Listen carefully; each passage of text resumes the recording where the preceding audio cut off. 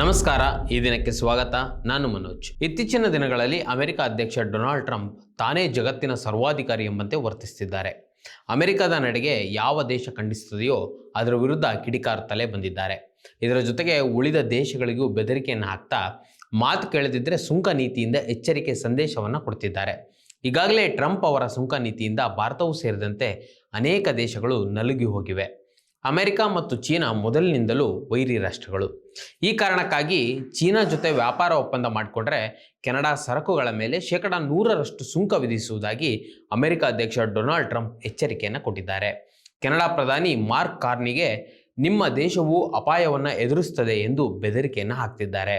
ತಮ್ಮ ಸಾಮಾಜಿಕ ಮಾಧ್ಯಮ ವೇದಿಕೆಯಾದ ಟ್ರುತ್ ಸೋಷಿಯಲ್ನಲ್ಲಿ ಕೆನಡಾ ಚೀನಾದೊಂದಿಗೆ ಒಪ್ಪಂದ ಮಾಡಿಕೊಂಡ್ರೆ ಅಮೆರಿಕಕ್ಕೆ ಬರುವ ಎಲ್ಲ ಕೆನಡಾದ ಸರಕುಗಳು ಮತ್ತು ಉತ್ಪನ್ನಗಳ ಮೇಲೆ 100% ಸುಂಕ ವಿಧಿಸಲಾಗುವುದು ಎಂದು ಬರೆದುಕೊಂಡಿದ್ದಾರೆ. ಕಳೆದ ವಾರ ಕೆನಡಾದ ಪ್ರಧಾನಿ ಮಾರ್ಕ್ ಕಾರ್ನಿ ಚೀನಾಕ್ಕೆ ಭೇಟಿ ನೀಡಿದಾಗ ವಿಶ್ವಾಸಾರ್ಹ ಪಾಲುದಾರ ದೇಶ ಎಂದು ಹೊಗಳಿದ್ರು. ಜೊತೆಗೆ ದಾವೋಸ್ನಲ್ಲಿ ನಡೆದ ವಿಶ್ವ ಆರ್ಥಿಕ ವೇದಿಕೆ ಸಮ್ಮೇಳನದಲ್ಲಿ ವಿಶ್ವದ 2ನೇ ಅತಿ ದೊಡ್ಡ ಆರ್ಥಿಕತೆ ಹೊಂದಿರುವ ಚೀನಾದಿಂದ ಹೂಡಿಕೆ ಆಕರ್ಷಿಸುವಂತೆ ಕೆನಡಾ ನಾಯಕರು ಒತ್ತಾಯಿಸಿದ್ದಾರೆ. ಈ ನಡೆ ಟ್ರಂಪ್ ಅವರ ಕೆಂಗಣ್ಣಿಗೆ ಗುರಿಯಾಗಿತ್ತು. ಅಮೆರಿಕದ ಸುಂಕಗಳನ್ನು ತಪ್ಪಿಸಿಕೊಳ್ಳಲು ಚೀನಾವು ಕೆನಡಾವನ್ನು ಬಳಸಿಕೊಳ್ಳಲು ಪ್ರಯತ್ನಿಸುತ್ತಿದೆ ಎಂದು ಟ್ರಂಪ್ ಆರೋಪ ಮಾಡಿದ್ದಾರೆ.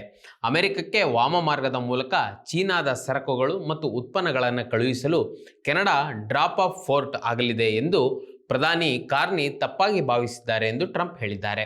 ಮುಂದುವರೆದು ಚೀನಾವು ಕೆನಡಾವನ್ನು ಜೀವಂತವಾಗಿ ನುಂಗುತ್ತದೆ, ಅದರ ಸಂಪೂರ್ಣ ವ್ಯವಹಾರಗಳು, ಸಾಮಾಜಿಕ ರಚನೆ ಮತ್ತು ಸಾಮಾನ್ಯ ಜೀವನ ವಿಧಾನವನ್ನು ಸೇರಿದಂತೆ ಸಂಪೂರ್ಣ ಕೆನಡಾವನ್ನು ಸರ್ವನಾಶ ಮಾಡುತ್ತದೆ ಎಂದು ಎಚ್ಚರಿಕೆಯನ್ನು ಕೊಟ್ಟಿದ್ದಾರೆ. ಈ ನಡುವೆ ಜಾಗತಿಕ ಸಂಘರ್ಷಗಳನ್ನು ಪರಿಹರಿಸುವ ಉದ್ದೇಶದಿಂದ ಸ್ಥಾಪಿಸಿದ ಶಾಂತಿ ಮಂಡಳಿಗೆ ಸೇರಲು ಕೆನಡಾಕ್ಕೆ ನೀಡಿದ್ದ ಆಹ್ವಾನವನ್ನು ಟ್ರಂಪ್ ಗುರುವಾರ ಹಿಂತೆಗೆದುಕೊಂಡಿದ್ದಾರೆ. ದಾವೋಸ್ನ ಆರ್ಥಿಕ ಸಮ್ಮೇಳನದಲ್ಲಿ ಕೆನಡಾ ಪ್ರಧಾನಿ ಮಾರ್ಕ್ ಕಾರ್ನಿ ನೀಡಿದ ಭಾಷಣದ ನಂತರ ಟ್ರಂಪ್ ಈ ತೀರ್ಮಾನವನ್ನು ಕೈಗೊಂಡಿದ್ದಾರೆ. ಟ್ರಂಪ್ ತಮ್ಮ ಭಾಷಣಗಳಲ್ಲಿ ಕೆನಡಾ ಜೀವಂತವಾಗಿರುವುದು ಅಮೆರಿಕದ ಸಂಯುಕ್ತ ಸಂಸ್ಥಾನದಿಂದಾಗಿ ಎಂದು ಹೇಳಿಕೊಂಡಿದ್ದಾರೆ. ಆದಾಗ್ಯೂ ಟ್ರಂಪ್ ಮಾತಿಗೆ ಕೆನಡಾದ ಸಚಿವ ಡೊಮಿನಿಕ್ ಲಿಂಬ್ಲಾಕ್ ಕೆನಡಾದ ಆರ್ಥಿಕತೆಯನ್ನು ಬಲಪಡಿಸುವಲ್ಲಿ ವ್ಯಾಪಾರ ಮತ್ತು ಹೂಡಿಕೆಯನ್ನು ವಿಶ್ವದಾದ್ಯಂತ ಆಕರ್ಷಿಸಲು ಪ್ರಯತ್ನಿಸುತ್ತಿದೆ ಎಂದು ಹೇಳಿದ್ದಾರೆ. ಟ್ರಂಪ್ ವಿವಿಧ ದೇಶಗಳಿಗೆ ಸುಂಕ ಹೇರಿಕೆ ಮಾಡುವುದು ಮಾತ್ರವಲ್ಲ, ಪ್ರಜಾಪ್ರಭುತ್ವ ದೇಶದ ಅಧ್ಯಕ್ಷನನ್ನೇ ಅಪಹರಿಸಿದ್ರು. ಟ್ರಂಪ್ ಮತ್ತು ಅಮೆರಿಕ ದೇಶದ ನೀತಿಯಲ್ಲಿಯೇ ಆಕ್ರಮಣಕಾರಿ ಸ್ವಭಾವವಿದೆ. ಈ ನೀತಿಯಿಂದಲೇ ಭಾರತ ಸೇರಿದಂತೆ ಅನೇಕ ದೇಶದ ನಾಯಕರಿಗೆ ಅವಮಾನ ಮಾಡುತ್ತಲೇ ಬಂದಿದ್ದಾರೆ. ಕೆನಡಾ ಅಮೆರಿಕ ಸಂಬಂಧದಲ್ಲಿ ಬಿರುಕು. ಜಗತ್ತಿನ ಅತ್ಯಂತ ಶ್ರೀಮಂತ ದೇಶಗಳ ಪೈಕಿ ಕೆನಡಾ ಕೂಡ ಒಂದು. ತನ್ನಲ್ಲಿರುವ ಉತ್ತಮ ನೈಸರ್ಗಿಕ ಸಂಪನ್ಮೂಲದಿಂದ ಕೆನಡಾವು ಜಗತ್ತಿನ ಗಮನ ಸೆಳೆದಿದೆ.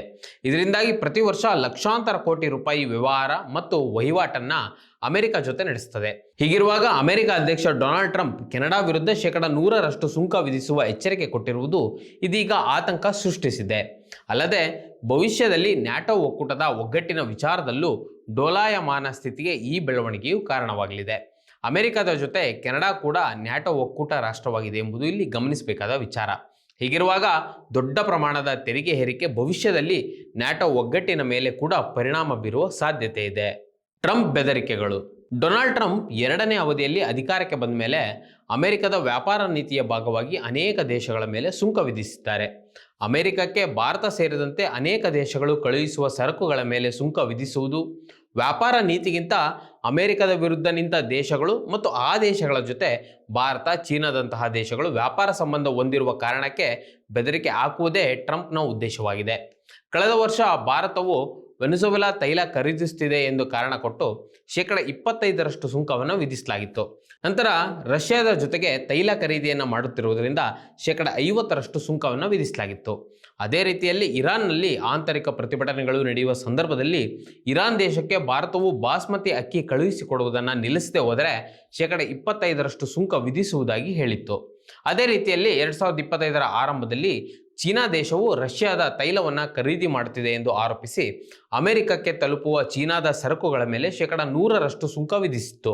ಅದೇ ರೀತಿಯಲ್ಲಿ ನವೆಂಬರ್ 2025ರಲ್ಲಿ ವೆನೆಜುವೆಲಾದ ತೈಲ ಖರೀದಿಸುತ್ತಿರುವುದಕ್ಕೆ 25% ಸುಂಕವನ್ನು ಚೀನಾ ಮೇಲೆ ಅಮೆರಿಕ ವಿಧಿಸಿತ್ತು.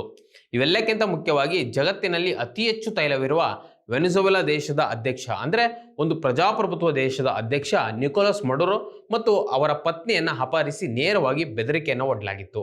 ವೆನೆಜುವೆಲಾ ದೇಶದ ತೈಲವನ್ನು ಕದಿಯುವ ಪಿತೂರಿಯು ಅಮೆರಿಕ ನಡೆಸಿತು. ಈಗ ಅತಿ ಹೆಚ್ಚು ನೈಸರ್ಗಿಕ ನಿಕ್ಷೇಪಗಳಿರುವ ಗ್ರೀನ್ಲ್ಯಾಂಡ್ ದೇಶವನ್ನು ಅಮೆರಿಕ ತನ್ನ ವಶಕ್ಕೆ ಬೇಕು ಎಂದು ಬೆದರಿಸುತ್ತಿದೆ. ಅದಕ್ಕೆ ವಿರೋಧಪಡಿಸಿದ 8 ದೇಶಗಳಿಗೆ ಈಗಾಗಲೇ 10% ಸುಂಕವನ್ನು ಹೇರಲಾಗಿದೆ. ಈ ಸುಂಕ ಮುಂದೆ 25%ಕ್ಕೂ ಏರಿಕೆಯಾಗಲಿದ್ದು ಜೂನ್ 1ರ ಒಳಗೆ ಗ್ರೀನ್ಲ್ಯಾಂಡ್ ಅನ್ನು ಸಂಪೂರ್ಣವಾಗಿ ಅಮೆರಿಕ ವಶಕ್ಕೆ ಪಡೆಯಲಿದೆ ಎಂದು ಟ್ರಂಪ್ ಎಚ್ಚರಿಕೆಯನ್ನು ಕೊಟ್ಟಿದ್ದಾರೆ. ಮೇಲಿನ ಎಲ್ಲ ವಿಷಯಗಳು ಟ್ರಂಪ್ ಅವರ ಸರ್ವಾಧಿಕಾರಿ ನಡೆಗೆ ಉದಾಹರಣೆಯಾಗಿದೆ. ಈ ನಡೆಗೆ ಈಗಾಗಲೇ ಅನೇಕ ದೇಶಗಳು ಆಕ್ರೋಶವನ್ನು ವ್ಯಕ್ತಪಡಿಸಿವೆ. ಆದರೆ ಭಾರತದಂತಹ ದೇಶಗಳು ಟ್ರಂಪ್ ನೀತಿಯನ್ನು ಮೌನ ವಹಿಸಿ ಒಪ್ಪಿಕೊಂಡಿವೆ. ಈಗ ಕೆನಡಾ ದೇಶಕ್ಕೆ ಹಾಕಿರುವ ಬೆದರಿಕೆ ಹೊಸದೇನೂ ಅಲ್ಲ. ಆದರೆ ಟ್ರಂಪ್ ನಡೆಯನ್ನು ಕೆನಡಾ ವಿರೋಧಿಸುವ ಸಂಭಾವ್ಯ ಹೆಚ್ಚಿದೆ.